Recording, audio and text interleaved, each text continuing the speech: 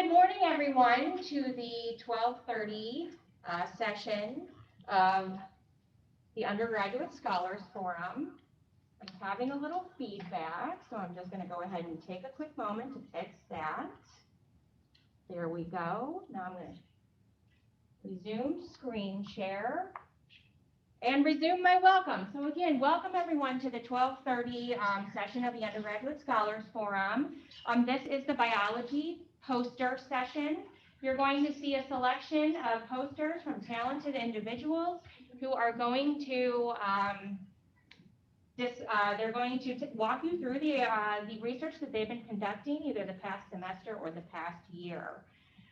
So without further ado, I'm going to go ahead and introduce the first group that's going to present to you today. I have the pleasure of introducing 4 students who are currently in biochemistry. They're completing an independent research project this semester, and they chose to present that at the forum today. So first, I want to introduce Sydney Bateman, who is a sophomore biochemistry major. We also have Madison Brown, who's a junior biochemistry major.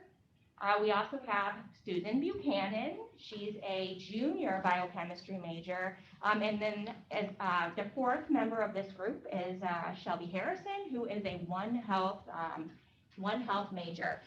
So for this project, they decided to isolate and characterize the enzyme bromelain from pineapple. So they're going to tell you a little bit about the work that they have been conducting this semester. And without further ado, I send that to the students.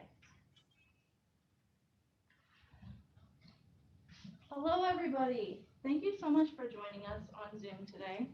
As Dr. Morrow said, we did our experiment on the enzyme complex bromelain, and we were essentially tasked with characterizing and purifying this enzyme complex. It is found in the bark, fruit, leaves, and stem of the pineapple, and it's the reason your mouth may tingle or hurt whenever you eat too much pineapple. Bromelain is the general term for the complex, which consists of a variety of enzymes, including a cysteine protease, which is the main focus of our experiment. This enzyme hydrolyzes or breaks apart other proteins. The composition of bromelain varies depending on the site of extraction on the pineapple. So we chose to investigate stem bromelain and fruit bromelain and the differences in enzymatic activity between these complexes. We purified the enzyme using ammonium sulfate fractionation and dialysis, and then assayed the enzyme using a stop assay. And we used azocasein as our substrate. We investigated both complexes throughout the purification process as well. And as you can see to the bottom left of our poster, you will see a beautiful picture of a pineapple. Before we started this experiment, we actually thought that the stem of the pineapple was the top leaves of the pineapple. Very wrong. Have no idea why we thought that, but it's actually the bottom portion of the pineapple, as you can see.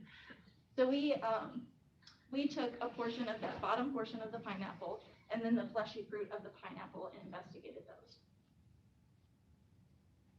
Sydney and I are going to walk you through the methodology section for those of you following along on the poster. So first, we did the extraction. So we mixed 10 grams of pineapple stem and 100 milliliters of 0.1 molar sodium phosphate buffer at a pH of 7. The stem was then homogenized for 1 minute. We filtered it through cheesecloth and froze it at negative 80 degrees Celsius. And then for the ammonium sulfate portion, for our ammonium sulfate fractionation, we took a 20% concentration to remove all of the proteins at or below 20% salt concentration. Then we took another fractionation at 50% to remove the rest of the proteins that we did not need. And this was so we could extract the purest form of our cysteine protease. For dialysis, we submerged the membrane at room temperature. We then added ammonium sulfate fractionation and sodium phosphate buffer to the membrane. The solution was then dialyzed overnight at 4 degrees Celsius. The buffer was changed after 13 hours and extracted after 24 hours. It was then frozen at negative 80. And then for the assay portion, we had extracted and purified our enzymes, and we wanted to characterize the enzyme activity using the substrate azocasein. So we used the stop assay method, and we had a tube with azocasein, which was the dye we used to show the cleavage, the buffer, and the enzyme solution. And we placed this tube in a water bath at 40 degrees Celsius, and we took aliquots of this solution every 10 minutes. And we placed those aliquots in trichloroacetic acid solution, which was our stop button basically. And we vortexed the mixture to completely stop the reaction. And we waited about 5 minutes and centrifuged the mixture. And we used the supernatant to read the absorbance at 440 nanometers in the spectrophotometer. So the results of our experiment were quite interesting. They were determined by measuring the absorbance of our test solutions and then graphing that absorbance as a function of time. So the slope of the linear trend line on these graphs, which you cannot see, display the velocity of each reaction. And that is what we are comparing between each assay. The comparison between these velocities is what you see displayed in figure 1. And as you can see, the pineapple fruit enzyme extract displayed a higher initial velocity in all conditions. The crude fruit enzyme extract had a higher initial velocity than the crude stem extract by 0.0026 optical density per minute. That is just the unit of absorbance. The fractionized fruit enzyme extract had a higher initial velocity than the fractionized stem enzyme extract by 0.0028 optical density per minute, and the dialysized fruit enzyme extract had a higher initial velocity than the dialysized stem extract by 0.0028 optical density per minute. You can see this difference in color in figure 2. Whenever azothacein is cleaved by bromelain, it releases a yellowish dye. In figure 2, the top portion is our crude enzyme stem extract, and it is much less yellow than the fruit enzyme extract displayed in figure B. If you're following along on the poster, we're now in the discussion section, which is on the right side towards the middle. So the stop assays of the crude pineapple extract, the enzyme extracted after ammonium sulfate, and the enzyme extracted after dialysis were performed using azothacein, and both from the stem of the pineapple and the fleshy fruit section. So the results of the fruit had a greater initial velocity than the results of the stem. This could be because of the fruit bromelain contains a higher content of the cysteine protease that hydrolyzes the azothacein. However, we did not have time to determine the protein content via a test called the Bradford assay. This could also be due to the different substrate specificity or the specific activity of the cysteine protease, which is located in the fleshy part of the fruit, but not in the stem. The results we formed were largely unexpected because the fruit section had a greater enzymatic activity than the stem, which previous research has showed the opposite, so we were expecting the stem to have more activity than the fruit. Possible reasons for this: we had complications with the assays that determine the initial velocities. There's an anomaly with the enzyme substrate solution for the post-ammonium sulfate fractionation, and some recorded data points discrepancies. We ran multiple assays at one time, at least 3 as we went through this, for the crude extract, the ammonium sulfate, and the dialysis. And this caused us to have time differences in what we originally planned. For like one instance, they were supposed to sit at room temperature for 5 minutes, and they sat for an average of 7.5 while we waited for the centrifuge to be done running. The velocity for the post-ammonium sulfate stem extract did not have its linear slope as we were expecting due to an outlier at the 30-minute time interval, which was a lot higher than any other result recorded. We were unsure as to why that happened, and if we have more time, we could retest it and see if the anomaly still occurred or if we could fix it. So further testing for the bromelain complex could determine the exact protein content and the specific activity of the cysteine protease, and let us know if it was purely bromelain that we were testing or if there were still other proteins that we weren't able to salt out. We could also perform a gel filtration chromatography or an SDS page, which are both gels that separate proteins based on size, and if it was all to one size that compared to the bromelain constant, we would know that it was purely bromelain. So thank you for listening so far. We're now open to any questions if you have some. Thank you so much. Virtual applause. Very good. Thank you for telling us about the research you all are conducting. If anyone has any questions, please feel free to go ahead and place them in the chat, and we will relay those to the speakers. While we wait, if any questions come in, I'll just quickly ask, how was the research process for you? What did you learn through the process of performing research this semester? Well, Anything you would go back and tell you at the beginning of the semester? it was really frustrating. When you're doing research, things always don't work out as you expect them to. And even though you have the full protocol planned out, it's not going to follow that protocol. And you're going to have to edit it throughout the entire process. So that's what I would tell myself, is to get ready for things not to work and just to get ready to edit a lot. Great word. Yeah, science, we redo, right? Redo things. Well, there's no questions coming in, and since we have 4 presentations, I'll go ahead and give another round of applause for our first group of presenters. And with that, I'll go ahead and introduce our second group. Thank you.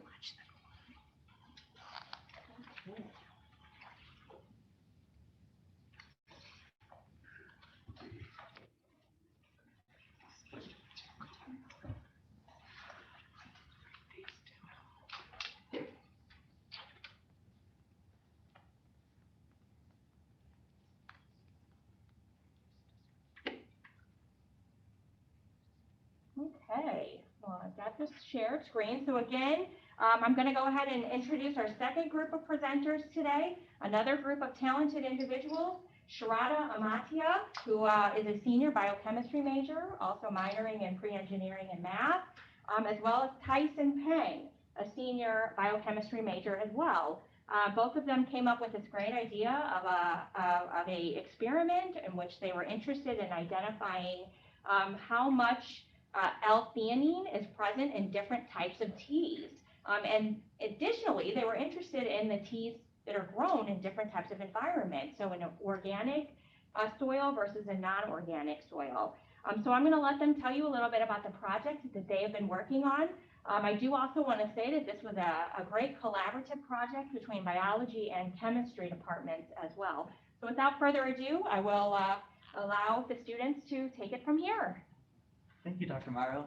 So why do we care so much about tea plants? So tea plants are used in pharmaceutical industries that provide the body with several health benefits, such as antioxidants, anti-inflammatory, and it comprises of compounds such as L-Theanine, which we want to study, which contributes to these physiological health benefits. And so what L-Theanine is, it's a non-protein amino acid that is typically found in various types of tea plants and one particular type of mushroom.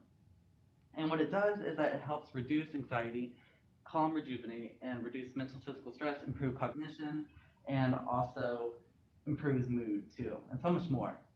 So L-Theanine, besides the health contributions, it also is unique in its taste as well. It contributes to the taste of the tea, and it is imperative whenever it's biosynthesized. It transpires primarily from the roots of the tea plants before it grows, and it disperses to the tea stems and the tea leaves.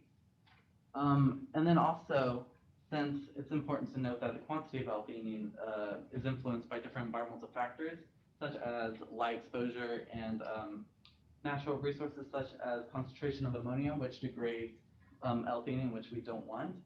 Luckily for us, there hasn't been much research in these influences of different environmental factors, in which we want to further look into, and such as soil, we wanted to research. And I'll hand it over to Shraddha to talk about what we defined as organic and non-organic. Thank you, Ben. So basically, our tea plants were commercially grown organic and non-organic plants. So according to USDA definition, any product that has been grown in a soil without being used with synthetic fertilizers and pesticides are deemed to be organic. Specifically, those products grown and processed, they have to follow federal guidelines of the soil quality or even animal raising, pest and weed control. But given the fact that we just did all tea plants, so we focused more on the soil quality and the definition of organic in terms of soil quality. Now, for the methods, I will be bringing in Ben. Awesome. So before we start the extraction process, it's also important to note that since the environmental factors such as light exposure influences the quantity of L-Theanine. We wanted to make sure that it is eliminated from the process, and we wanted to make sure we use it immediately and it's not exposed to as much light. So for the first step, we grab 2 grams of tea leaves from the tea bags, and then we boiled that in ultra high purity water, 200 milliliters, and then we boil that, stir that for about 75 until it reaches 75 degrees Celsius, and then we allow it to cool down for 20 minutes before we filter it through a cheesecloth so we could separate the tea leaves and the tea solution. And then in a separate conical centrifuge tube, we add 0.5 PVPP, grams of PVPP, which is a phenol remover, which separates phenol and L-Theanine because they're really similar, and we wanted to make sure it eliminates the phenol. So we use that in that tube, and then we also add in 10 milliliters of that liquid solution that we have filtered, and then we want to vortex that for about 15 minutes, and then centrifuge that, and then we want to repeat that process, but we want to separate whenever we centrifuge that, we have the supernatant and the pellet. We want to remove the supernatant, the clear solution, and then we want to keep the pellet, add 10 more milliliters of the tea solution, and then repeat this same process, vortex, centrifuge, before we filter it through a 0.2 micrometer of the syringe before we inject it into the HPLC. So yeah, the method part also comprises of calibrating with HPLC, which thankfully we got it done from the chemistry department, for which we are very thankful for. So for the before even analyzing the tea infusions, we have to first calibrate the HPLC just to understand what the retention time of the L-Theanine is at. So basically, we have several solutions. As you can see in figure 1.1, we have different concentrations of pure L-Theanine solution from a pure L-Theanine powder, and that graph shows the calibration curve, which has a very fine line of best fit and a very impressive area coverage. Well, as you can see, the R square is at 0.9983. And with that, what we did was we calibrated 3 initial L-Theanine, standard L-Theanine concentrations. And from there, we analyzed the tea infusions that we had from the method procedure. And as you can see in the results section, figure 1.2, it's just a general graph of a standard concentration of HPLC generated in as we analyze the graph in HPLC. As you can see, if you look into more closer, the retention time is around 15 minutes. So to understand what retention time means, that the L-Theanine stayed in the HPL column for so and so minutes. And as you can see, our peak is at around 15 minutes. So that is how long that it took so and so certain minutes to for the L-Theanine to stay in the column. And below that, we can see figure 1.3, which is actually a graph of, it's like a graph of 2 mixed concentrations. We just did it by ourselves. Actually, initially we have separate graph, but this one is just a perfect graph for explanation, is because as you can see in the light blue, it is only the graph of a standard concentration from L-Theanine, pure L-Theanine powder. However, as you can see, the dark blue one, those have multiple peaks. So that is the graph from the tea infusion. And there are multiple peaks is because at 210 nanometer, there are different kind of compounds that gets read by the HPLC, that gets separated and read by the HPLC. But interestingly, the main focus is on the graph, the peak that is at 15.2 minutes, that also sort of correlates with the standard concentration peak at 15.2 and around there minutes. And with the help of the equation from figure 1.1, as you can see, there is a Y equation from the line of best fit. What we did was we just plotted Y as our concentration, Y as our area, and got the X as our concentration of the tea sample. So we had certain areas that we got as we analyzed the tea infusions in HPLC, and those can be read in figure 1.4. And the concentration was the value of X that we generated it. And in figure 1.5 shows a very beautiful bar graph of different T samples and their concentrations of L-theanine. And as you can see that in figure 1.5, the highest concentration of L-theanine is interestingly in lavender Earl Grey black tea, and it's a non-organic tea. The figure below, the pictures below just shows the different type of tea samples that we use. So yeah, I will give let Ben do the discussion. For sure. So again, our original hypothesis was that the organic tea bags would have more concentration or the quantity of L-theanine in them, but then in this result, it really didn't happen that way. And unfortunately, since we only ran it one trial, we couldn't put a firm conclusion of why that is, or like why the environment, since we didn't know necessarily how the environmental factors or how it was grown in, since we didn't grow them ourselves, we couldn't necessarily pinpoint what has happened, since we have gotten it from like a tea bag and it was already said it was either organic or non-organic.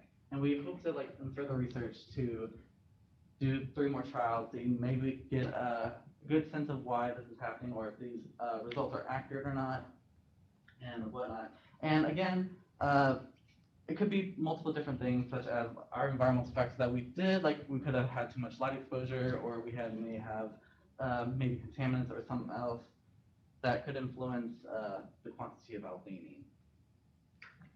All in all, it was an interesting project. As Dr. Mara mentioned in the beginning, we actually were just focusing on tea plants, but as every living organisms are, it's unpredictable. So that's what happened with us. Some grew, some did not, some had even like fungi on it. So it was an interesting result in itself. But yes, we chose our alternative as tea plants, and we're really proud of it. Thank you for listening. Thank you. Thank you so much. Virtual applause for very good. Yeah, I was going to ask you guys about the plans, if you were moving forward, if you would want to investigate on actual plants, grow them, but went ahead and address that. So while we wait, if there's any questions, feel free to go ahead and place them in the chat, and we will ask them aloud to our presenters. While we wait, I'll ask the same question. What was the one thing you learned through this process? I think we have sort of like a similar answer for like the Fogger group. Things are so unpredictable. We were working on this project since like semester before, and like we're hoping a lot. But it was a really good experience just to understand that there are so many different kind of like species, and they have to be either grown specifically or like be boiled and be like left out for a while even before planting it. So we had an interesting experience just with the tea plants in itself. And I also think that we also learned that how to, like, initially we wanted to do research, like our own research. So we got to understand like the process of how to do our own research, like what to go through, what to find, like what do we want to do, and like finding all that out, and then finding the protocols and like everything else, and then mushing up everything together. Because like for our protocols, we had like 4 different types of protocols that we mushed together and see works, like does this work, does it not work? It's really unpredictable. Mm-hmm. But it was a fun process, I thought. Yeah, It was a long, fun process. Guys, great work, great work. Another round of applause. Do we? There's just a question coming There's in. just a comment. They loved your aesthetics. Thank you. Very good, very good. Thank you so much for that comment. Any other questions? If there is questions that come in late, we'll go ahead and get those to you after the fact. I'm going to go ahead and change the share screen, and I'm going to invite Dr. Schmidt up to introduce our next group of presenters. Thank you.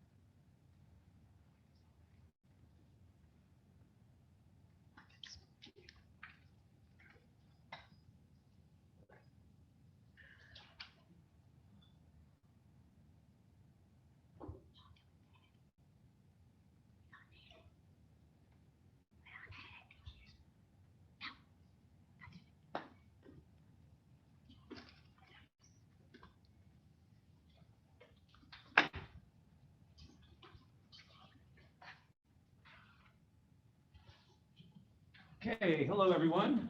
My name is Dr. David Schmidt. I'm the Associate Professor of Environmental Science and Geology, and it is my honor to produce the next series of presenters. They are from our ENV Geo tribe, which I'm really excited about. So our first presentation for this part is Sophia Hessenkamper and Taylor Sewell. They're both seniors, will be graduating very soon, walking very soon, which we're very proud of. Their presentation today is over an experiment that we did in our superficial geology course, and they're here to tell you all about it.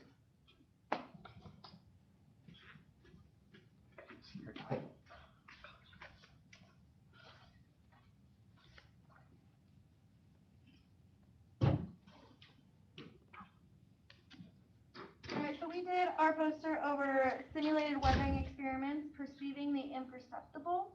And my name is Sophia, and this is Taylor. To start us off, weathering is a slow, continuous process that breaks down rocks at or near the surface. Minerals are not in equilibrium at the surface and tend to decompose to more stable products. Weathering is the decomposition or disintegration of rocks by chemical and mechanical processes. Our superficial geology course gave us the opportunity to experiment on surface materials to see how they weathered. This project consisted of two parts. The first part consisted of a mechanical experiment that included the question of how far does an angular pebble have to travel to become rounded? To figure the distance traveled, we took the seconds traveled in the tumbler and divided it by 1 revolution. A revolution is how long it takes the tumbler to make 1 full rotation. We then divided by the circumference, which was 30.48 centimeters. We then converted the centimeters to kilometers and then to miles. We did this each week and then added the 4 weeks together to get our total distance traveled. We hypothesized that it would take dozens of miles for a sample to become rounded. Okay, so in our mechanical weathering experiment, we put a variety of rocks of different composition into a tumbler. As you can see in figure 1, each rock becomes less angular and jagged and more smooth and rounded. Before beginning our experiment, we took pictures of our raw rocks, as you can see in figure 2A. With the first week, we used a coarse grain that tumbled with the rocks to help them break down. After 1 week of tumbling, we rinsed and cleaned the tumbler and snapped a picture, as you can see in figure 2B. This rock is less angular than when we first put them in. With week 2, we used a fine grain to tumble the rocks. This allowed for a more degrading to happen. Once the week was up, we rinsed and snapped a picture, as you can see in figure 2C. This image shows a rock that has very few jagged edges and has lost the impurities in the structure that gave it the orange color. Now it is more of a cream color. For week 3, we used a pre-polish which tumbled for a whole week as well. This allowed for the rocks to become smoother. After rinsing our rocks, we snapped a picture. Figure 2D shows what happens to the rock after undergoing a pre-polish. The rock is shiny and much smoother than it was before. Lastly, week 4, we put a polish that tumbled for a full week. We rinsed and snapped a picture. This is shown in figure 2E, which shows the final product. The rock is smooth, shiny, and rounded, similar to what you would find at a gem store. Each of the grains and polish allowed for the rocks to break down and stimulate weathering. The distance the rocks traveled was 427 miles. This would be from here to about Sioux City, Iowa. The roundness comes from the distance traveled and the composition of the rocks. Rocks with softer compositions weathered faster, and rocks with stronger composition took longer and may not have been as round as others. Composition plays a big part on the angularity and roundness of the rocks tested.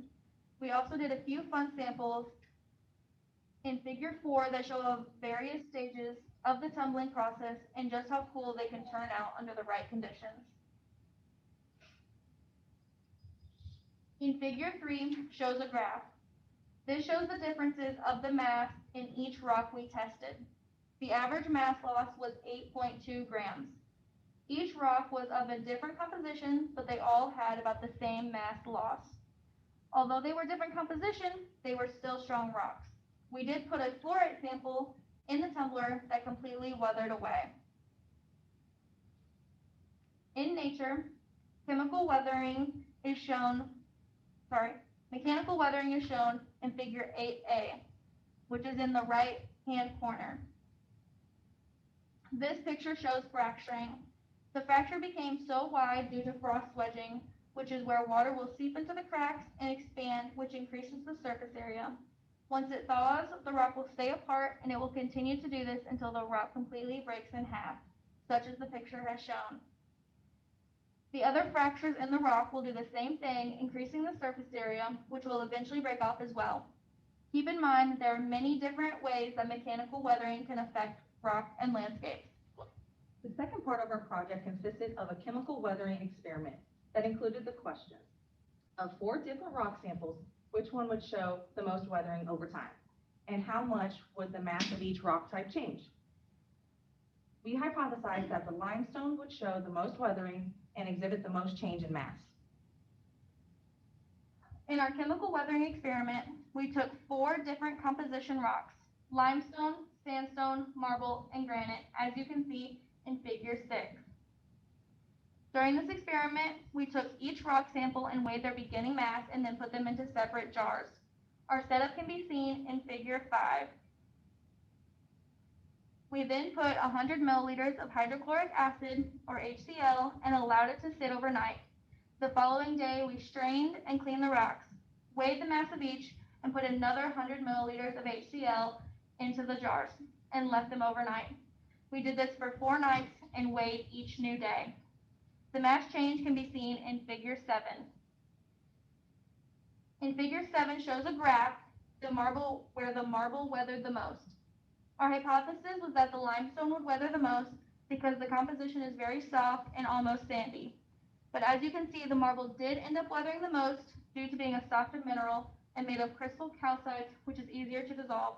Calcites are your regular table salts. Limestone is a sedimentary rock that is composed of calcium carbonate fossils, which will weather to an extent and then slow down tremendously. In nature, chemical weathering would look like figure 8B, as you can see below our mechanical weathering picture.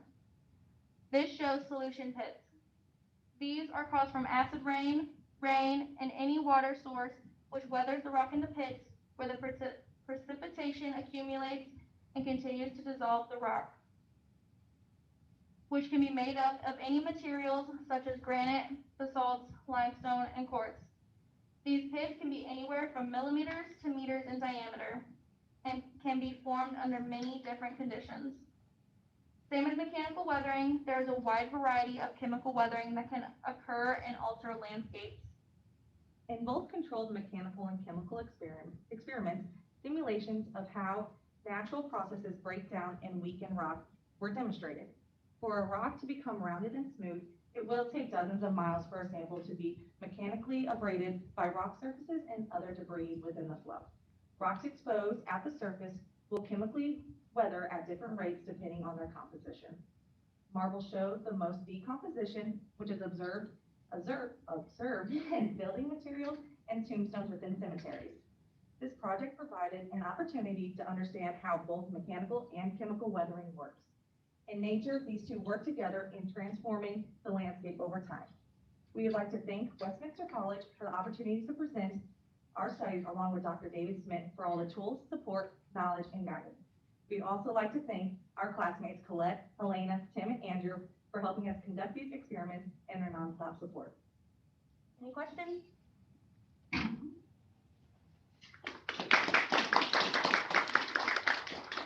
Okay, any questions? Do we have any of our questions through the chat?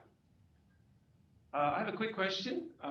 Why is this important? Why would this be important to learn about the different rates of stones or different types of rocks weathering and the weathering rates of those rocks? Why would that be important for us? It's important to understand the different composition rates that they break down at, is because it helps us understand how building materials and other man-made structures like form and how they would break down in a real life scenario.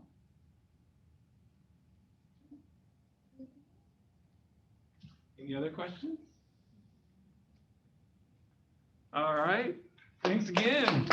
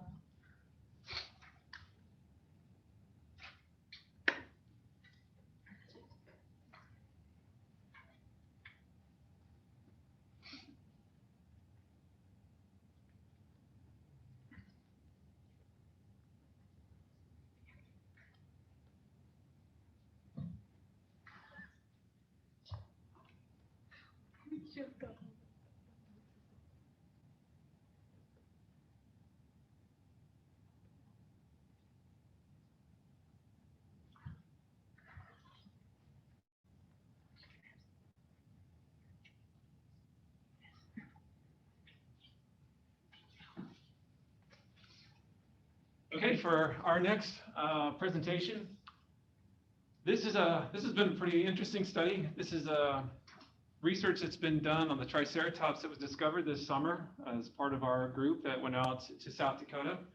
And Colette Fiala was one of those members that joined us in the field as part of that excavation. And lo and behold, there was enough information there to conduct a research project. So Colette Fiala is going to present on the research that she did with our Triceratops that we call Shady, by the way, named after the Shade Hill community in South Dakota. She's been working on this for quite a while, and as a senior and also getting ready to graduate, I think this has been a pretty exciting project for her. So nevertheless, here we are with Colette.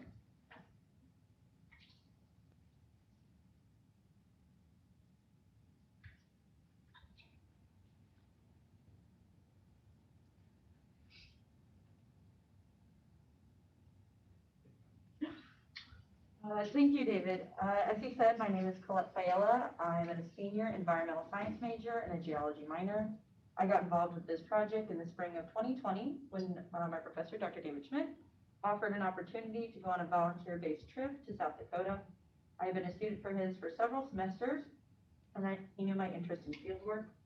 There was no promise of success in the field or that we would find anything, but we were lucky enough that we did. This study is based on the field data collected during the day. It is preliminary research and continues to develop over time as more data is gained from the excavation of this discovery. So, in June of 2020, I got to be part of an excursion to Perkins County, South Dakota, pictured here in Figure 1, where our team discovered a Triceratops skeleton. This area is part of the Hell Creek Formation, which is 65 to 70 million years old. In Figure 2, a stratigraphic column of the Hell Creek Formation shows 3 species of Triceratops and their relative stratigraphic positions.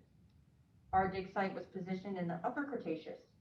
It consists of friable, cross-bedded sandstone and has predominantly fine-grained sands about the size of granular pebbles. There was also high concentrations of carbonized organics around the fossilized bone.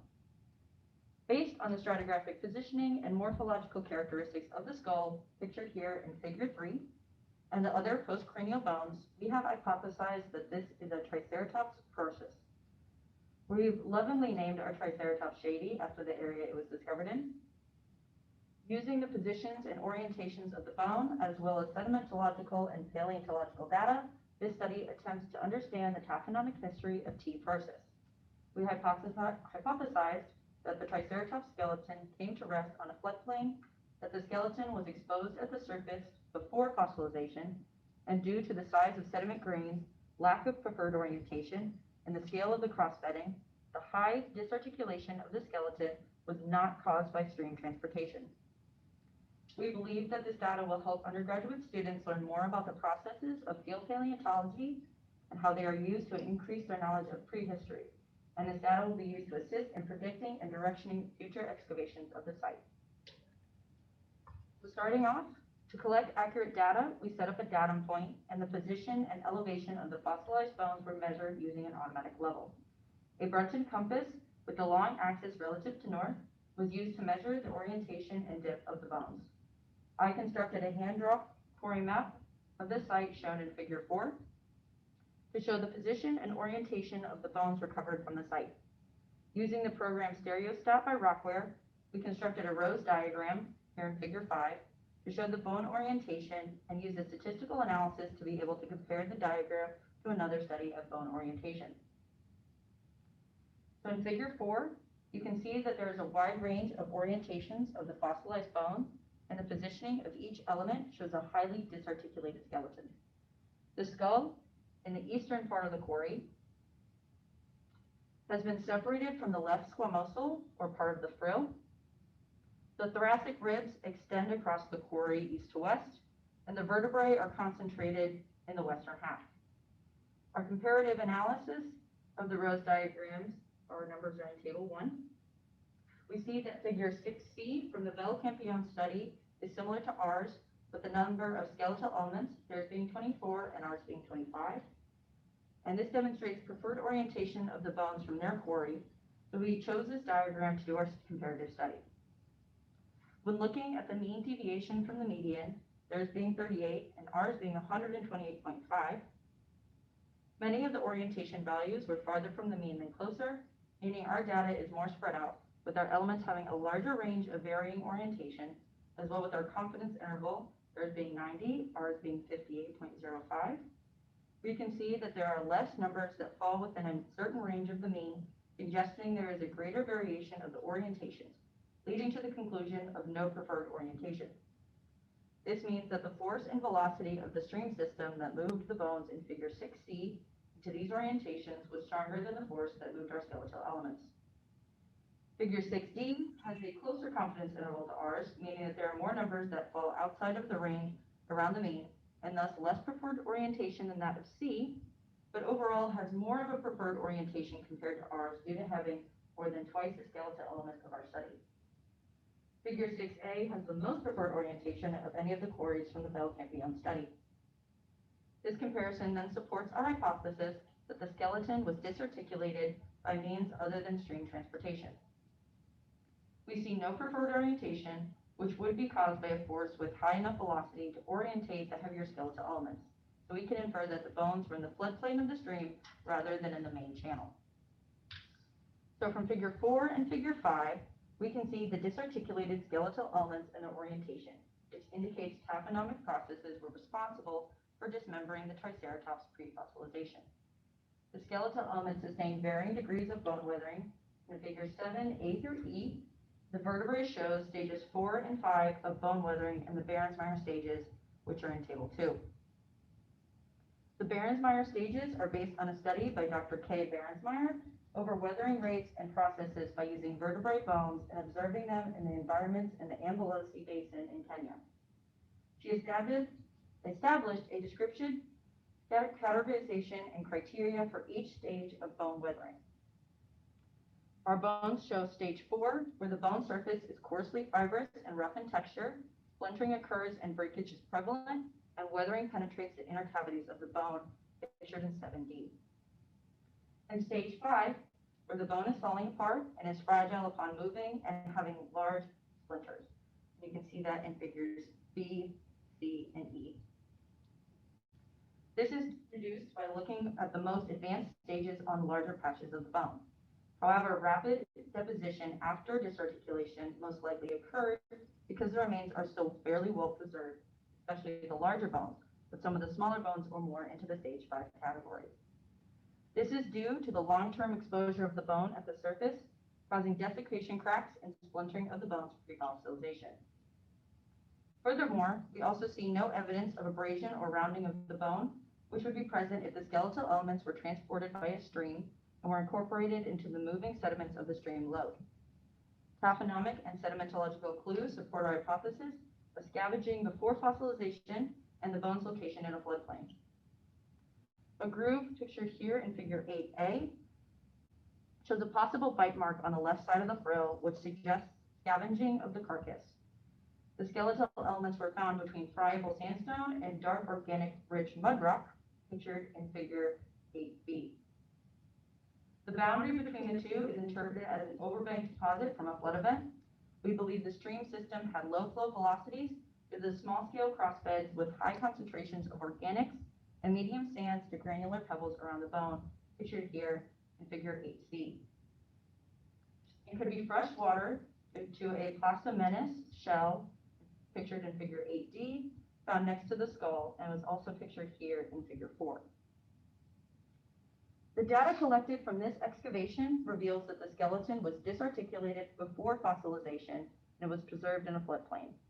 We hypothesized that the sands rapidly buried the skeleton during a flood, dropping the bones between organic-rich sands and mud above and below the bones respectively. Through the comparison of the Rose diagrams, analysis of the bones, and sedimentology of the quarry site, the data supports our hypothesis that the skeleton was disarticulated by means other than stream transportation. We conclude that there was a stream present, but the bones were in the floodplain of the stream because we see no preferred orientation, which would be caused by a high velocity force to orientate the heavier skeletal elements, and the highest velocity of the stream is in the middle of the channel. The sedimentology would also show larger grains present, but instead our site shows much smaller grains such as silts, muds, and sands, and this would be reflected in the scale of the crossbedding. A smaller scale would be more present in the floodplain, indicating a low flow environment. Future work will continue to concentrate efforts to the west and south of the quarry. The skeletal elements are more highly concentrated there. I'd like to acknowledge my professor, Dr. David Schmidt, the current students and alumni of the field crew, as well as Shade Hill community and the U.S. National Forest Service and Westminster College for allowing us to do this presentation. Are there any questions?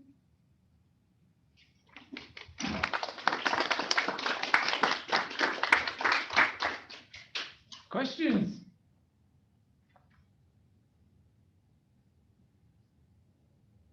What was your favorite part about this project? My favorite part about this project was being in the field, just getting your hands on stuff that's millions of years old is kind of mind-boggling. So being able to actually dig that stuff out of the ground was pretty awesome.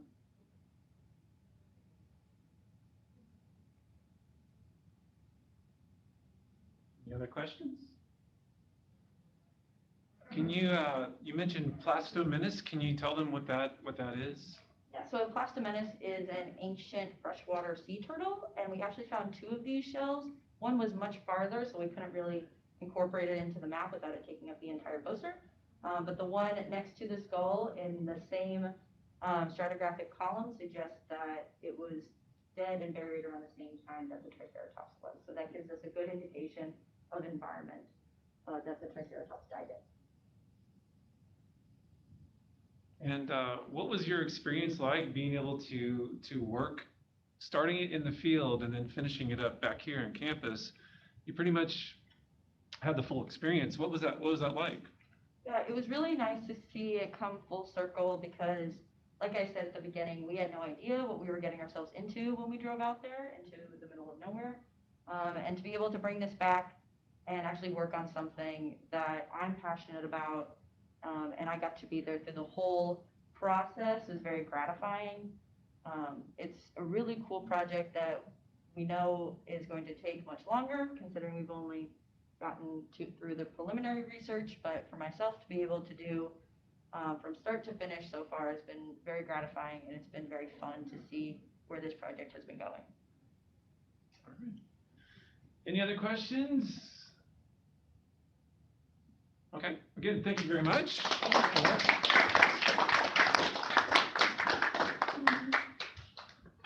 So, thank you all so much for all the presenters during this biology session. It was fantastic. You all did an amazing job. We're also very proud of you. We still have more presentations throughout the day. We strongly encourage you to support all of your fellow classmates and those that are presenting today. I also would like to announce that we do have those posters. They are available on Canvas that you should be able to access as well. I don't know if we told you that, but they are there, so you can take a closer look at those if you'd like to. They are available. Dr. Moreau, do you have anything else you'd like to add? Okay, well, thank you so much for joining us today. It was a lot of fun. Congratulations to you all.